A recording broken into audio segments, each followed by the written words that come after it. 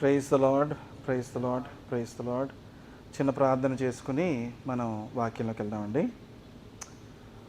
మహోన్నతుడా, సర్వశక్తిమంతుడా, సర్వాధికారి, నీ ఘనమైన నామానికి వేలాది వందనాలు, స్తోత్రాలు.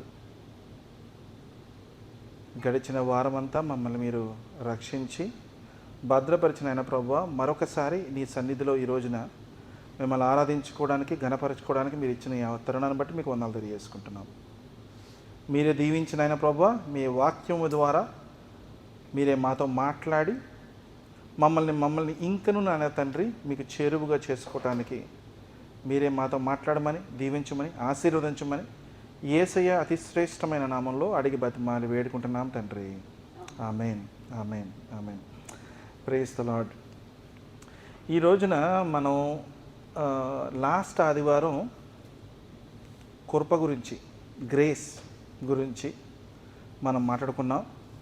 దాని ముందర ఆదివారం రోజున మనం మాట్లాడుకునేటప్పుడు ఏమని చెప్పుకున్నామంటే, ఈ కృపనది ఒక ఖరీదు పెట్టించుండుంటే దేవుడు, అరే బాబు ఇలా వెళ్ళి కొనుక్కోండి, పలానా చోట దొరుకుతుంది, దానికి ఇంత రేటు కడితే మీకు ఇంత కృప, ఎంత పెట్టి కొనుక్కుంటే అంత కృప అని ఉంటే దానికి చాలా వాల్యూ ఇచ్చేవాళ్ళము మనము. ఆ కృప అన్నది ఉచితంగా ఇవ్వడం వల్ల చాలామందికి దాని యొక్క వాల్యూ తెలియట్లేదు. Free grace, it's given, salvation is free, grace is free.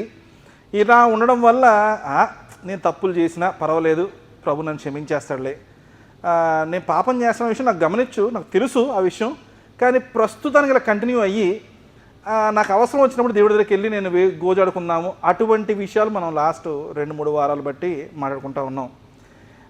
ఇందులో మనం గమనించాల్సిన విషయం ఏంటంటే, ఆయన కృప కలిగి ఉన్నాడు కదా, కోపపడట్లేదు కదా, నాశనం చేయట్లేదు కదా, నా ఇష్టానుసారంగా జీవించాలి అని మనం అనుకుంటే ఒకే ఒక విషయం జరుగుతుంది. ఏం జరుగుతుంది అంటే, మన జీవితాల్లో జరగాల్సిన విషయాలు తొందరగా కాకుండా కొంచెం లేట్గా జరుగుతూ ఉంటాయి. ఎందుకు జరుగుతుంటే మనమే వేస్ట్ చేస్తుంటాం దాని టైం.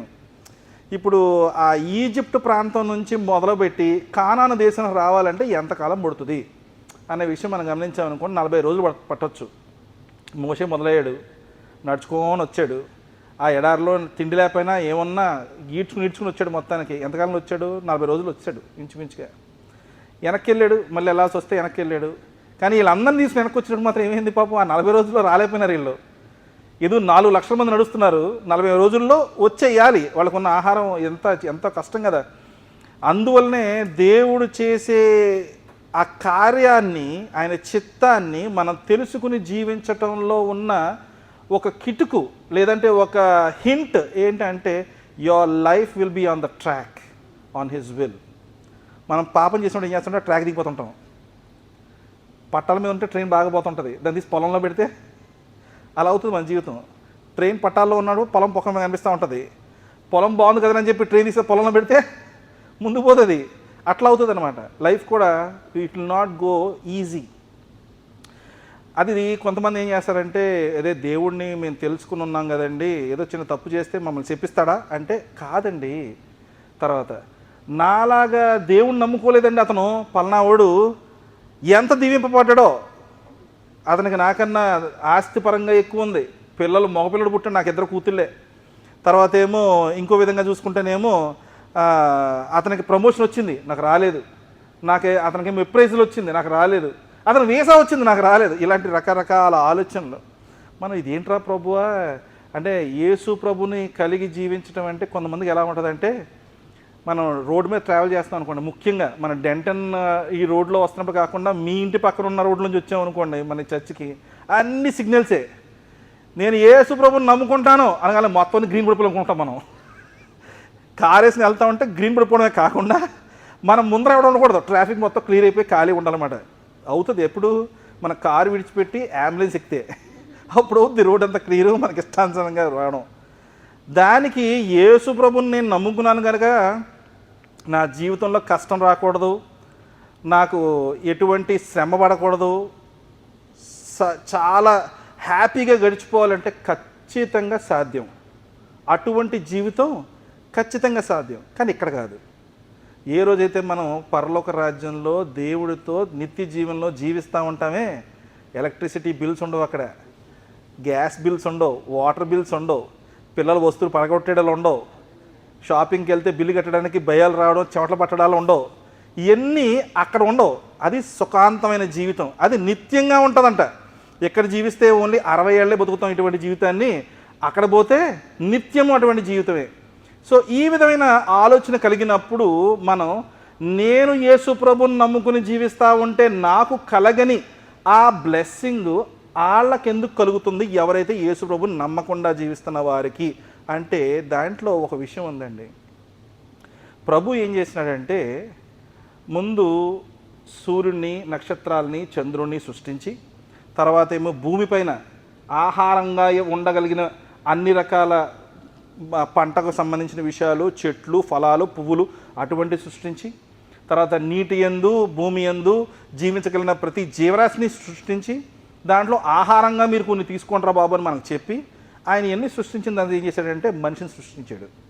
చేసి ఎవడంటే, ఇదంతా నీకే, దీని మీద అధికారానికి ఇస్తున్నాను, దీన్ని నువ్వు ఏం చేయాలంటే జాగ్రత్త పరుచుకోవాలి, ప్రొటెక్ట్ చేయాలి, దాని మంచి చెడులు చూడాలి, ఆహారంగా నువ్వు భుజించవచ్చు, do not waste it, don't spoil it అనే విధమైన ఇన్స్ట్రక్షన్ మనకి ఇవ్వడం జరిగింది.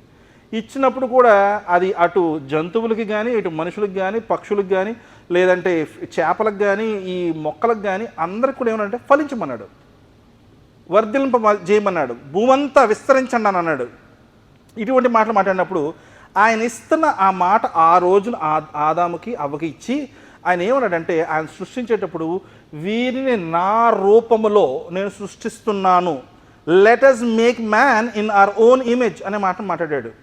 ఇప్పుడు ఆ మ్యాన్ అన్న తర్వాత, వాడు పుట్టిన తర్వాత దేవుడు సృష్టించిన దగ్గర అక్కడ ఆపేసి, ఇంక నేను కొత్తగా ఏం సృష్టించక్కర్రా బాబు అని అనుకుంటే కొన్ని వచ్చేవి కాదు ప్రపంచంలో. ఏంటి తెలుసా, కొన్ని ఏంటి రావంటే ఈ రిలీజియన్స్ రావు, ఇంకేం రావంటే మనం ఈ ప్లాస్టిక్ కొన్ని ఉన్నాయి, ఇవి యూజ్ అవ్వడానికి మంచిగా ఉంటాయి కానీ మనకి లైఫ్ థ్రెటనింగ్గా ఉంటాయి. మన పొల్యూషన్ని ఇలాంటివన్నీ మనం క్రియేట్ చేసుకున్నాం. మనం ఇది మన మంచికి మనం వాడుకుంటే ఇది మనకి లైఫ్ ఇంకా ఈజీ అవుతుంది అనే విషయంలో మనం ఏం చేస్తా వచ్చామంటే, లైఫ్ యొక్క క్వాలిటీని కాంప్రమైజ్ అవ్వకుండా కంఫర్ట్కి వాల్యూ ఇచ్చుకుంటా ఈ పరిస్థితికి వచ్చి ఉన్నాం ఇవాళ.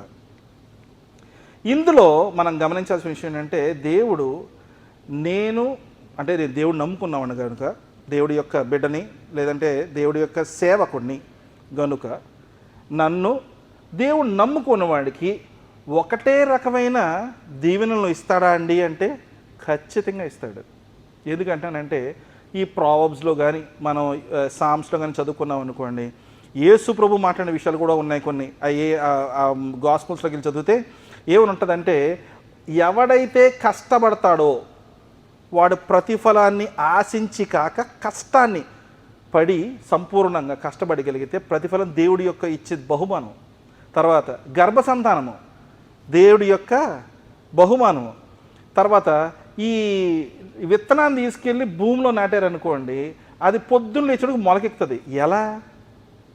సైంటిస్టులు ఏం చేయగలిగారంటే విత్తనాన్ని మార్చగలిగారు, మొక్కను మార్చగలిగారు, ఫ్రూట్ మార్చగలిగారు. కానీ ఆ స్ప్రౌటింగ్ని ఎలా స్ప్రౌట్ చేయగలుగుతామో మనం, అంటే వితౌట్ గాడ్స్ ఇంటర్వీరెన్స్, ఆయన ఇచ్చిన సూర్యరశ్మి లేకుండా, ఆయన ఇచ్చిన నీరు లేకుండా దీన్ని చేయగలిగిన ఆర్టిఫిషియల్గా ఏమైనా పాసిబిలిటీస్ ఉన్నాయా? లేవండి. ఏం మార్చొచ్చు? అంటే జెనెటికల్లీ మాడిఫై చేసి అది ఇచ్చే ఫలాన్ని మనకు సీడ్లెస్ కానీ లేదంటే ఫ్రూట్ ఎక్కువ స్వీట్గా ఉండేటట్టు కానీ మనం చేయగలుగుతున్నాం. కానీ దాని యొక్క బేసిక్ ఏదైతే ఉందో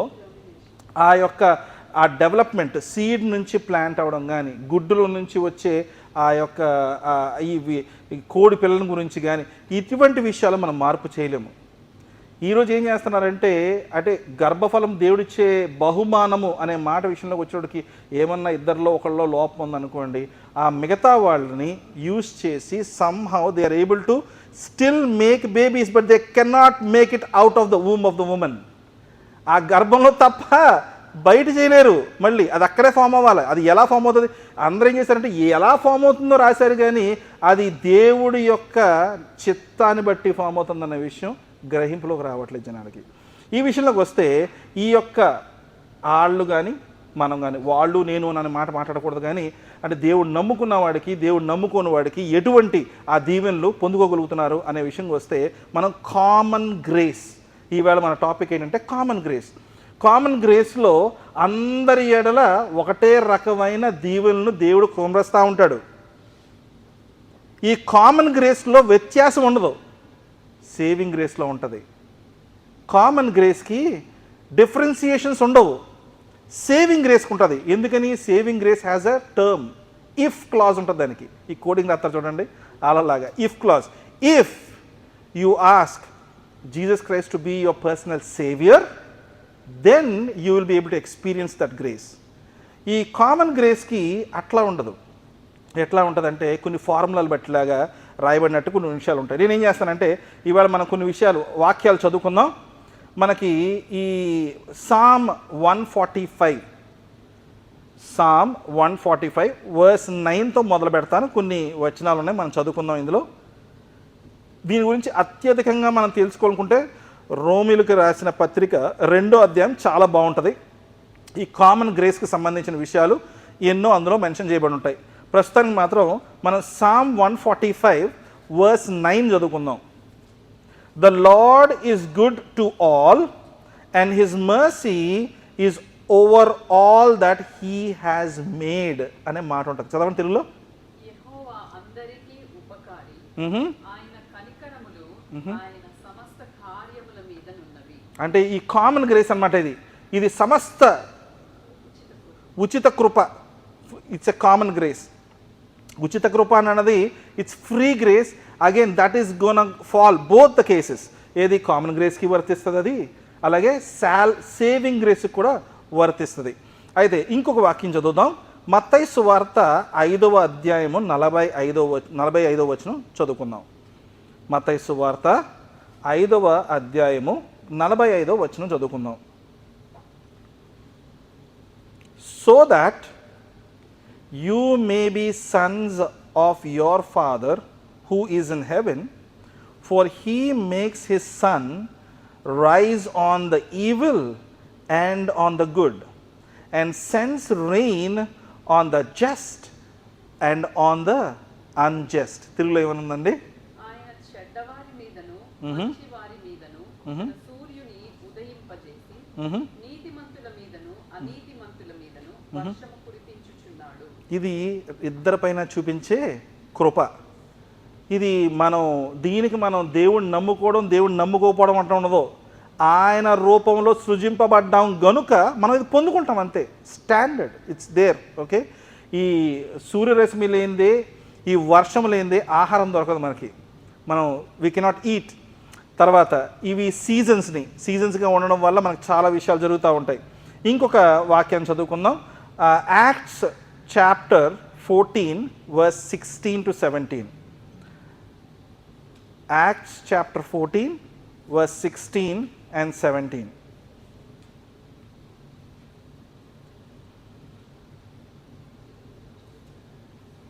Okay?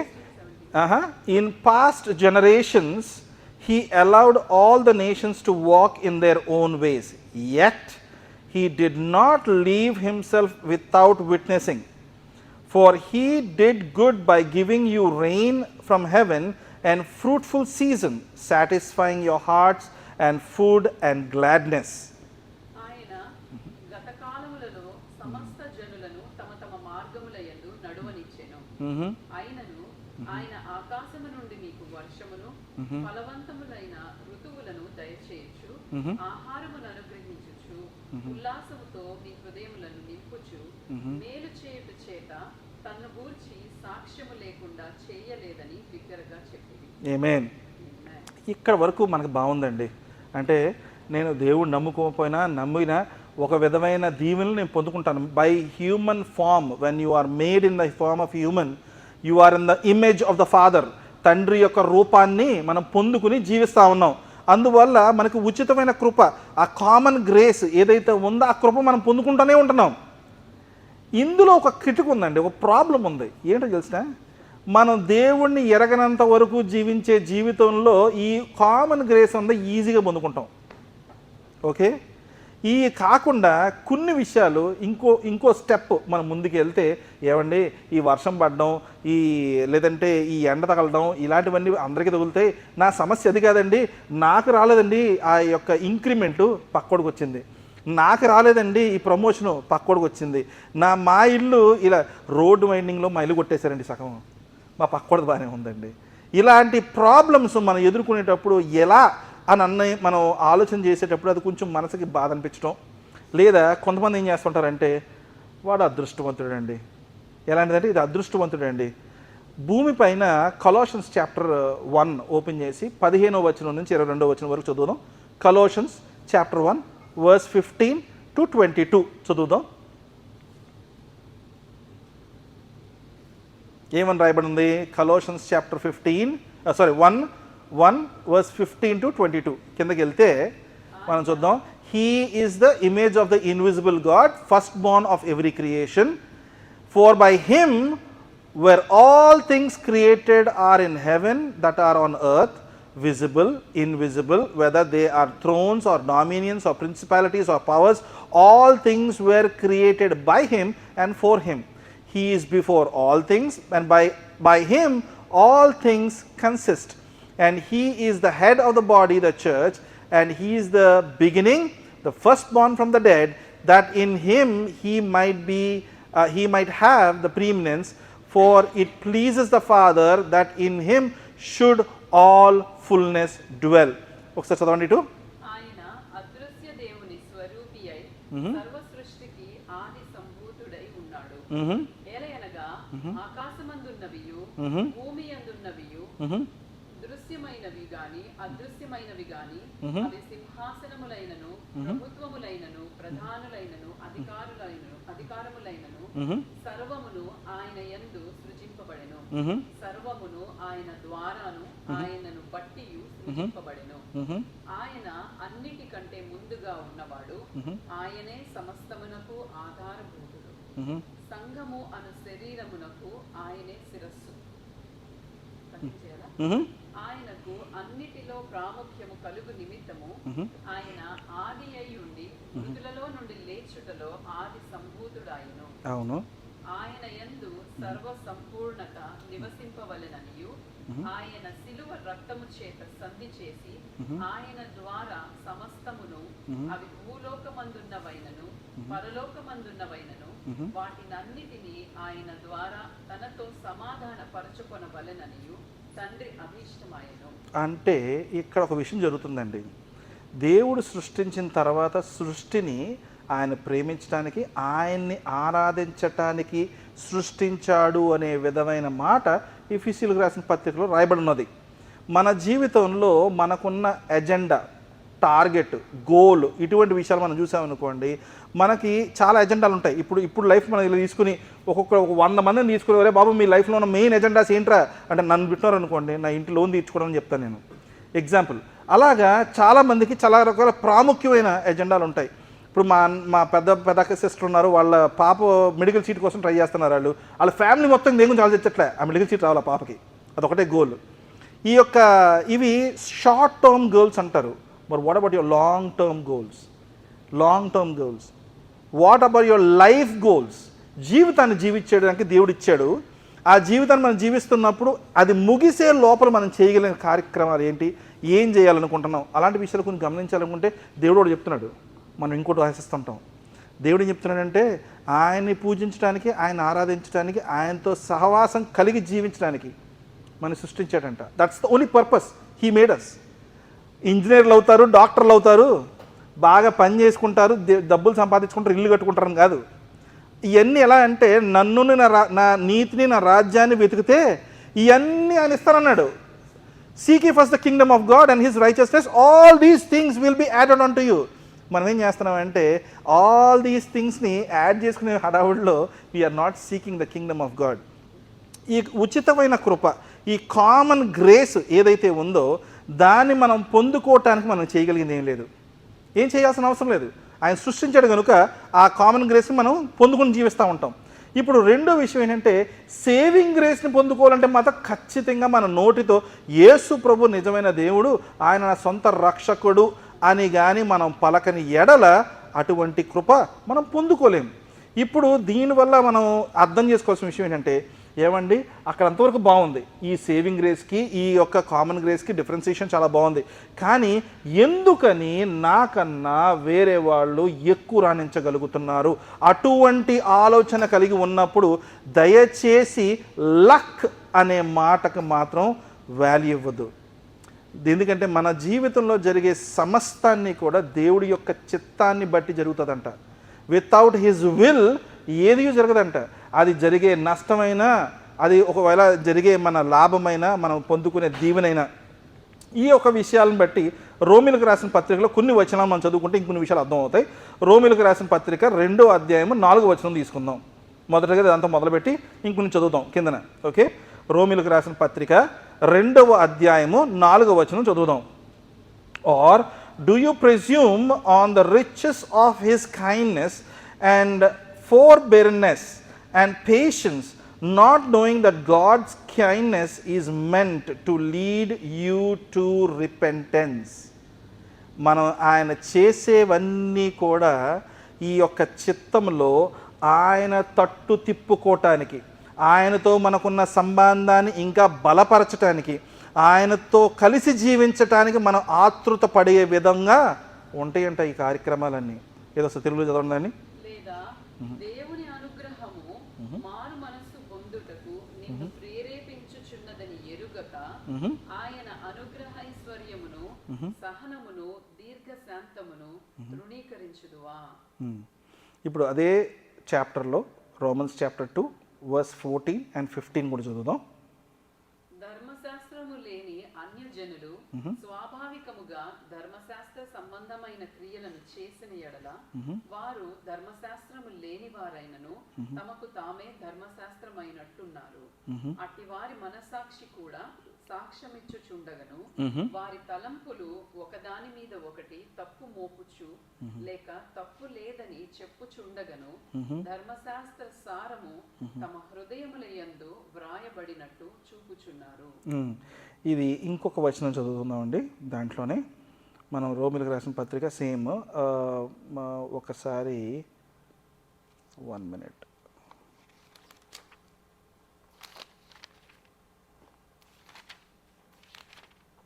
ఇంకా లాస్ట్ వచనం చదువుదాం. ఇది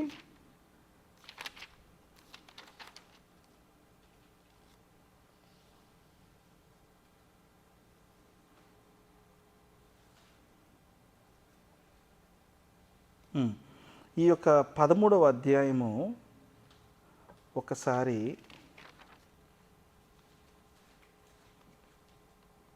మొదటి వచనం నుంచి 7వ వచనం వరకు చదువుతాం. 13వ అధ్యాయము మొదటి వచనం నుంచి 7వ వచనం వరకు. ఎందుకంటే ఇందాక మనం కొలస్సీలకు రాసిన పత్రికలో చదివినప్పుడు ఏమన్నామంటే, ఈయన సృష్టించే విషయానికి వచ్చినప్పుడు సర్వ సృష్టి యేసు ప్రభులో సృష్టింపబడినట్టు, all the authorities, dominions, rulers, everything is created by him and for him. ఆయన కొరకు మాత్రం సృష్టించిన చదివాం మనం. ఇప్పుడు మనకి క్రైస్తవులుగా జెంటైల్స్ అంటే దేవుని తెలుసుకున్నవారు, మన క్రైస్తవులు ఈ ఇద్దరిని కంపేర్ చేసుకుని ఆయన మాట్లాడుతున్న మాటల్లో ఏం మాట్లాడుతున్నాడంటే, మన ఈ యొక్క రోమిలకు రాసిన పత్రిక 13వ అధ్యాయము ప్రతి వాడును పై అధికారులకు లోబడి ఉండవలెను, ఏలయనగా దేవుని వలన కలిగినది తప్ప మరి ఏ అధికారమును లేదు. ఉన్న అధికారములు దేవుని వలననే నియమింపబడి ఉన్నవి. కాబట్టి అధికారమును ఎదిరించువాడు దేవుని నియమమును ఎదిరించుచున్నాడు. ఎదిరించువారు తమ మీదికి తామే శిక్ష తెచ్చుకొందురు. ప్రభుత్వము చేయువారు చెడ్డ కార్యములకే గాని మంచి కార్యములకు భయంకరులు కారు. నీకు మేలు కలుగుటకు అధికారులు దేవుని పరిచారకులు. వారికి భయపడక ఉండకోరితివా? మేలు చేయుము, అప్పుడు వారి చేత మెప్పు పొందుదువు. నీవు చెడ్డది చేసిన ఎడల భయపడుము, వారు ఊరకయే ఖడ్గము ధరింపరు. కీడు చేయు వాని మీద ఆగ్రహము చూపుటకై వారు ప్రతికారము చేయు దేవుని పరిచారకులు. కాబట్టి ఆగ్రహ భయమును బట్టి మాత్రము కాక మనస్సాక్షిని బట్టి లోబడి యుండుట ఆవశ్యకము. ఏలైనగా వారు దేవుని సేవకులై ఉండి ఎల్లప్పుడూ ఈ సేవ యందే పని కలిగి ఉందురు. ఇందుకే గదా మీరు పన్ను కూడా చెల్లించుచున్నారు. కాబట్టి ఎవనికి పన్ను వానికి పన్నును, ఎవనికి సుంకమో వానికి సుంకమును చెల్లించుడి. ఎవని ఎడల భయం ఉండవలెనో వాని ఎడల భయమును, ఎవని ఎడల సన్మానం ఉండవలెనో వాని ఎడల సన్మానమును కలిగి ఉండి. చక్కటి మాట. 7వ వచనం వరకు చూసుకుంటే, pay to all what is owed to them, taxes to whom taxes are owed, revenue to whom revenue is owed, respect to whom respect is owed, and honor to whom honor is owed. మన జీవితంలో చాలాసార్లు చేసేటప్పుడు ఏం చేస్తామంటే, ఇది వ్యత్యాసం లేదు, క్రైస్తవుడికి జెంటైల్కి ఆ యొక్క డిఫరెన్సియేషన్ ఏం లేదు. ఈ యొక్క formula will apply for any human being. Follow అయితే ఎవరికైనా వర్తిస్తుంది అది. ఈ యొక్క చేసేటప్పుడు ఇది ఈజ్ టాకింగ్ అబౌట్ ద అథారిటీస్కి మనం లోబడి ఉండడం విషయం గురించి మాట్లాడుతున్నాడు. కానీ ఇక్కడ దీంట్లో కష్టపడితే వచ్చే ప్రతిఫలము మనం చూస్తాం. చాలా విషయాలు మాట్లాడుకున్నాం ఈ రోజున. ఎలాగా దేవుడు దీవించాడు కనుక మనం ఈ స్థాయిలో ఉన్నాము. కానీ ఈ దీవెనను మనం పొందుకునేటప్పుడు దీన్ని యాక్సలరేట్ చేయగలుగుతామా? Can we get more blessings? Yes. కానీ మన యొక్క ప్రవర్తన బట్టి, మనం చేసే విషయాలని బట్టి, ఒకవేళ ఆ యొక్క ఆ దీవెనని మనం we can slow it down. ఫాస్ట్గా వెళ్లకుండా స్లో ఇట్ డౌన్ కూడా చేయగలుగుతాం. మన జీవితాన్ని ముందుకు పోనివ్వకుండా మనమే ఆపుకోగలుగుతాం. ఇది ఒక ప్రాబ్లం ఏమవుతుందంటే, ఏమంటే జెంటైల్స్కి ఇవన్నీ వర్తించవా అంటే ఖచ్చితంగా వర్తించవు. ఎందుకు తెలిసిన, మనం దేవుడిని నమ్ముకున్న మన ధర్మశాస్త్రం ఉంది, దేవుడి యొక్క వాక్యం ఉంది, ఇందులో మంచి ఏం చేయాలో చెడు చేయాలో అన్ని విషయాలు దీంట్లో రాయబడి ఉన్నాయి. మనకి ఎన్నిటితో పాటు కామన్ గ్రేస్లో అందరికీ ఒక కాన్సైన్స్ ఇచ్చాడు దేవుడు. అది మనకి ఇచ్చాడు, వాళ్ళకి ఇచ్చాడు. కానీ మనకి ఇచ్చినప్పుడు ఏమంటున్నాడంటే, మనం చేసే పనుల్ని పక్కన పెట్టి దేవుడు కృప చూపిస్తాడే. ఎగ్జామ్ చదువుకోవడం మానేసి ఎగ్జామినేషన్ హాల్లో దేవుడు సహాయం చేస్తాడంటే వచ్చేయండి చెవులో చెప్తాడా, ఏది ఈ ఆన్సర్లు ఎలా రాయబాబు అని చెప్తాడు. అలాంటి ఆప్షన్స్ ఉండవు మనకి. కష్టపడిన వారికి జ్ఞాపక శక్తి ఇచ్చి దీవిస్తాడు దేవుడు, అంతే తప్ప మనకు వచ్చి స్లిప్లు అందించడం. ఇంకొక విషయాన్ని మనం గమనించామనుకోండి, ఇవన్నీ బాగానే ఉన్నాయండి మాట్లాడుకోవడానికి. కానీ ఇంకొక 2 విషయాలు, ఇంపార్టెంట్ విషయాలు 2 ఉన్నాయి. ఏంటంటే, మనం ఐదర్ చెడుగా ఉండాలంట లేదా మంచిగా ఉండాలంట. ఈ రెండిటికి మధ్యన ఉంటే ఏమవుతుందంట? ఈ రెండిటికి మధ్యన ఉంటే మనం ఉమ్మి వేస్తున్నాడు దేవుడు. ఇటువంటి ఒకవేళ మధ్యస్థంగా జీవిస్తున్నాం అనుకోండి, అటు ఏది పూర్తిగా చెడులో కాకుండా, చెడు అంటే దేవుని ఎరగకుండా జీవించడం కానీ, లేదా దేవుని ఎరిగి ఆయన లోపలి జీవించడం, ఆనరింగ్ హిమ్ అండ్ లివింగ్, అటువంటి జీవితాన్ని జీవించడం కానీ, ఈ రెండిట్లో బాగానే ఉంటుంది. దాన్ని బట్టి వచ్చే దీవెనలు అత్యధికంగా పొందుకుంటాం. కానీ రెండిటికి మధ్యస్థంగా ఉన్నాం అనుకోండి, అది ఏమవుతుందంటే, అటు సంపూర్ణంగా చెడ్డోళమో కాదు, ఇటు సంపూర్ణంగా మంచోళమో కాదు. ఆ మధ్యస్థంగా ఉండే వాళ్ళ జీవితంలో జరుగుతుంది. ఏది లక్ ప్రాబ్లం అనే మాటను మనం వాడాలనుకున్నప్పుడు, ఎందుకంటే అవతల ఉన్నవాడికి కష్టానికి ప్రతిఫలం అంటాడు వాడు, వీడంటాడు దేవుడు దీవెన అంటాడు. ఈ మధ్యన అంటాడు లక్కని. ఎందుకంటే he's acknowledging God, he's acknowledging his hard work, and the guy in between he's saying everything is based on luck. ఇంకొక మాట ఫైనల్గా మాట్లాడుకుని మనం ముగించుకుందాం. ఈ యొక్క లాస్ట్ వచనానికి తిమోతికి రాసిన మొదటి పత్రిక 4వ అధ్యాయము 3-4 వచనాలు చదువుకుందాం. అది మన లాస్ట్ వర్స్ ఇవాళ. తిమోతికి రాసిన మొదటి పత్రిక 4వ అధ్యాయము 3-4 వచనాలు. ఆ అబద్ధికులు వాత వేయబడిన మనస్సాక్షి గలవారై వివాహము నిషేధించుచు, సత్య విషయమై అనుభవ జ్ఞానము గల విశ్వాసులు కృతజ్ఞతాస్తుతులు చెల్లించి పుచ్చుకొను నిమిత్తము దేవుడు సృజించిన ఆహార వస్తువులను కొన్నిటిని తినుట మానవలనని చెప్పుచుందురు. దేవుడు సృజించిన ప్రతి వస్తువును మంచిది. కృతజ్ఞతాస్తుతులు చెల్లించి పుచ్చుకొనిన ఎడల ఏదియు నిషేధింపతగినది కాదు. ఇప్పుడు ఈ మాట 2వ వచనం, okay, for every creature of God is good. నేను దేవుడిని నమ్ముకున్నాను కాబట్టి నేను మంచివాడిని, దేవుడు నమ్ముకోలేదు కనుక పక్కవాడు మనకు మంచివాడు కాదు. అబద్ధికుడు లేదంటే మన దాన్ని ఏమంటారంటే జెంటైల్స్ని చీప్గా చూసే ఆ లక్షణము యూదుల్లో ఉంది. ఇది రాసేటప్పుడు దాని ముఖ్య కారణం ఏమైనా ఉందంటే, యూదులకి అటువంటి లక్షణం ఉంది. ఎట్లా అంటే, యూదుని కానీ వాడు ప్రతి ఒక్కడు కూడా తక్కువే. They look down upon all the people who are not Jews. అటువంటి పరిస్థితుల్లో ఉన్న వారికి దేవుడు వాక్యం చెప్తుంది. ఈరోజు మనకు కూడా చెప్తుంది ఇదే వాక్యం. ఏంటంటే దేవుడు సృష్టించిన ప్రతి ఒక్కటి కూడా మంచిదే అంట, శ్రేష్టమైంది, మంచిది. ఇందులో మన యొక్క జీవితంలో ముఖ్య agenda or the purpose that is going on ఎలా ఉంటుందంటే, మనం రాసుకున్న కొన్ని ఉంటే దేవుడు రాసేది కొన్ని ఉంటుంది. దేవుడు రాసేది నెరవేరుతా వెళ్తూ ఉంటుంది. ఇది ఏం చేస్తుంటుందంటే మన జీవితాన్ని ఆయన చిత్తానికంటే చుట్టుకుంటూ తీసుకెళ్తుంటాడు ఆయన. ఇందువల్ల ఏమవుతుందంటే, అరే ఆ ప్రమోషన్ దక్కితే నేను బాగా సంపాదించుకోగలుగుతాను మనం అనుకుంటూ ఉంటాం. దేవుడి చిత్తంలో అది ఎందుకు రాలేదంటే అది దేవుడి నుంచి దూరం చేస్తుందేమో. ఆయన మిమ్మల్ని ఏ పర్పస్లో ఆ ప్రాంతంలో ఆ ప్లేస్లో ఎందుకు పెట్టాడో దాన్ని మనం తప్పించుకుని పోయే పరిస్థితి తీసుకొస్తుందేమో. Not every door that is open for you is a door that is gonna lead you to God.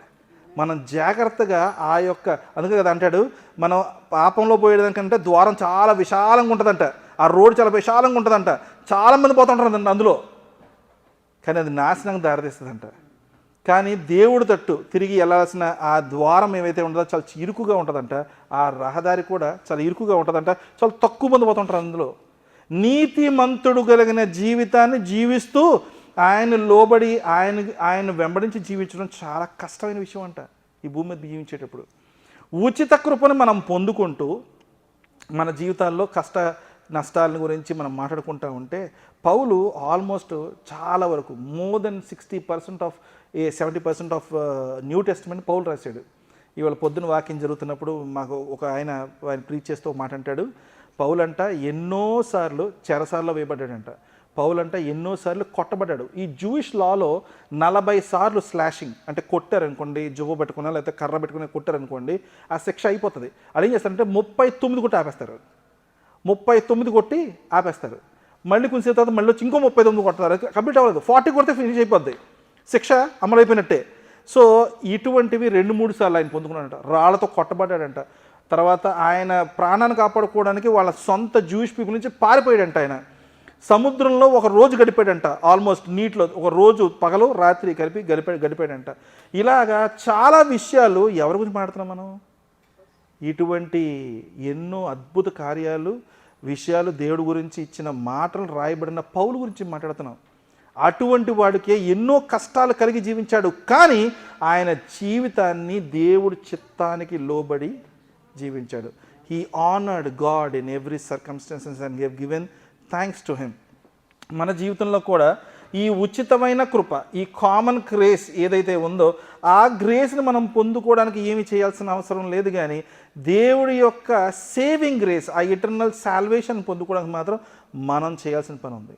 రెండోది, ఏ రోజైతే మనం కానీ జీవిస్తున్నప్పుడు అటు దుష్టునిగా కాక ఇటు పరిశుద్ధునిగా కాక మధ్యస్థంగా జీవిస్తున్నాం అనుకోండి, that is not a place God loves us to be.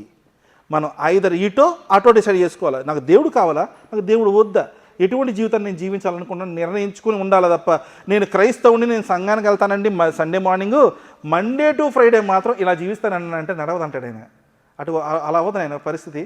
So ఇంకొక విషయం ఏంటంటే, లాస్ట్గా మనం గమనిస్తే, దేవుడి యొక్క చేసిన ప్రతి ఒక్క సృష్టి మంచిది, దానివల్ల మనం వ్యత్యాసము చూపించకూడదు.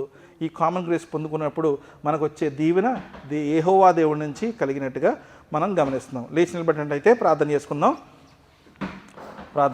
అండి. స్తోత్రం నాయన, స్తోత్రం తండ్రి, నీ ఘనమైన నామానికి వేలాది వందనాలు, స్తోత్రాలు. ఈరోజు ఇచ్చిన వాక్యాన్ని బట్టి మీకు వందనాలు తెలియజేసుకుంటున్నాం నాయన. మీ కృపను బట్టి అయ్యా, మేము జీవిస్తున్న జీవితంలో సర్వము నీ చిత్తానికి అనుసరంగా మేము జీవించటానికి, మిమ్మల్ని ఘనపరిచే లాంటి జీవితాలు మేము జీవించటానికి, మీ చిత్తానికి లోబడి జీవించే లాంటి జీవితాలకి నాయన ప్రభువా, మేము చేసే ప్రతి పనిపాట్లో మిమ్మల్ని నాయన ప్రభువా ఆనర్ చేయగలిగిన జీవితాన్ని మీరు మాకు ఇమ్మని దీవించి ఆస్వాదించుకుని అడుగుతున్నాం ప్రభువా.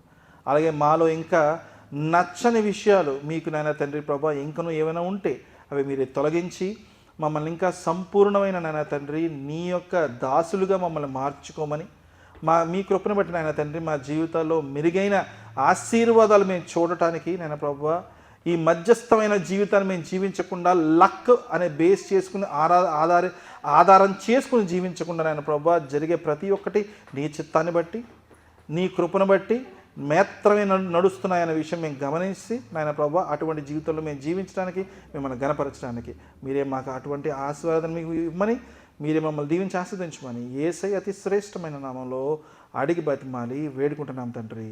ఆమేన్ ఆమేన్.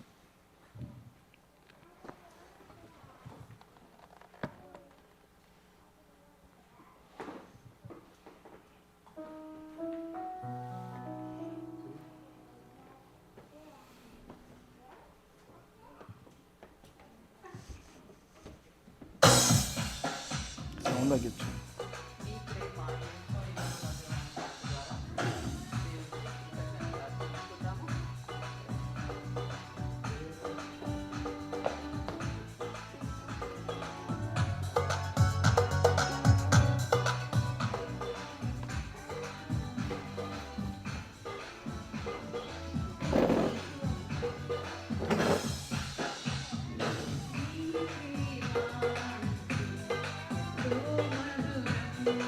దేవునికి కృతజ్ఞతలు. ప్రేమ మధురం యేసయ్యా మధురాతి మధురం.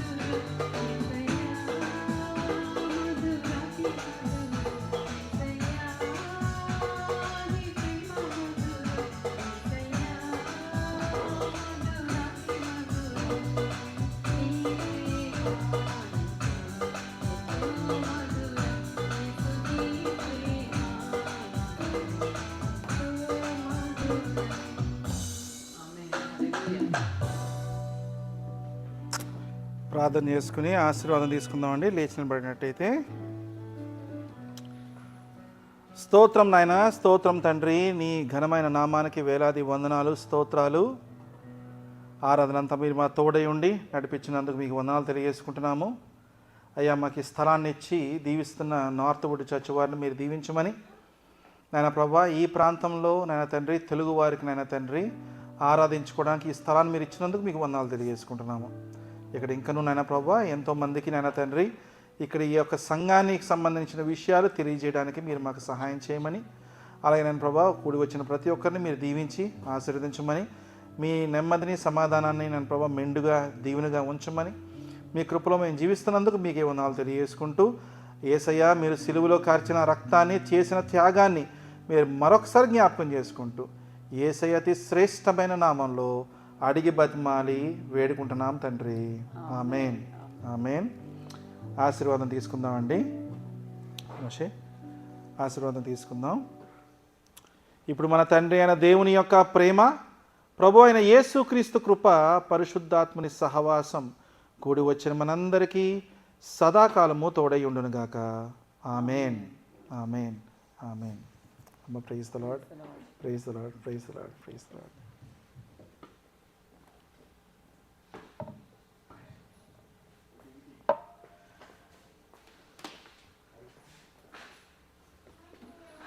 జెట్ లాగ్ బాగుందా సిస్టర్ మీకు?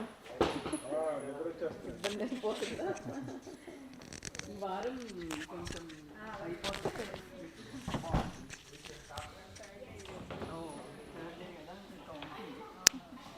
మీరు